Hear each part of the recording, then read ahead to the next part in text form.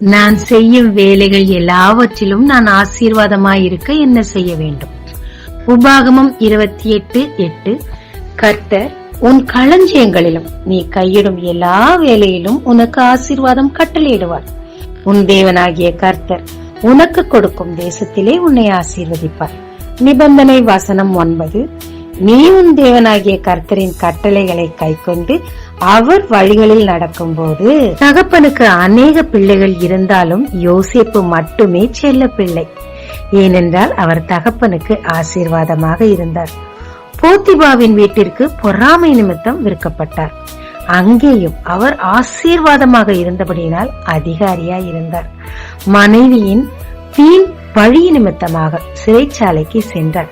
அங்கே அவர் தன் நியாயத்திற்காக போராடவில்லை, எல்லோருக்கும் நன்மை செய்தார். எனவே தயவு பெற்று அங்கேயும் ஆசீர்வாதமாய் இருந்தார்.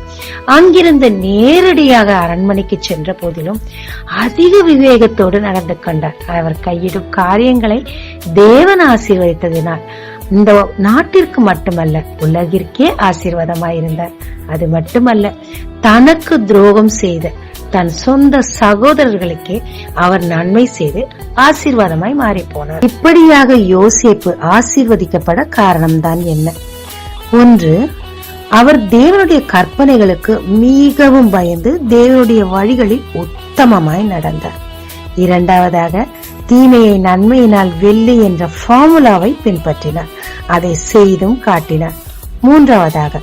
போத்திபாவின் மனைவி நிமித்தமாக பாவம் செய்ய வாய்ப்பு வந்தும் அவள் நிமித்தமாக உயர்வு வரும் என்று தெரிந்திருந்தும் காம்ப்ரமைஸ் ஆகாமல் அந்த உயர்வை அருவருத்து பாவத்தை விட்டு ஓடினார்.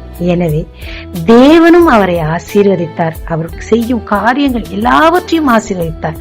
அவ்வளவு ஏன், அவர் போகும் இடமெல்லாம் ஆசீர்வாதத்தை கொட்டினார். ஆமாங்க, நாம் தேவனுக்கு பயந்து அவர் கற்பனைகளுக்கு கீழ்ப்படிந்து தீமையை விட்டு விலகி அவருக்காக நாம் நிற்கும் போது அவர் நமக்காக நிற்பாருங்க.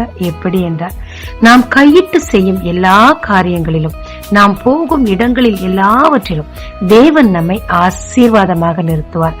நமக்கு மட்டுமல்ல, உலகிற்கே நம்மை ஆசீர்வாதமாய் நிறுத்துவார். ஜீபிக்கலாமாங்க. தேவரீர் உமக்கு பயந்து தீமையை விட்டு விலகி உம் கட்டளைகளுக்கு கீழ்ப்படிந்து உம்மிடத்திலிருந்து நன்மையை பெற்றுக்கொள்ள, ஆசீர்வாதத்தை பெற்றுக்கொள்ள எனக்கு கிருபைத்தார்.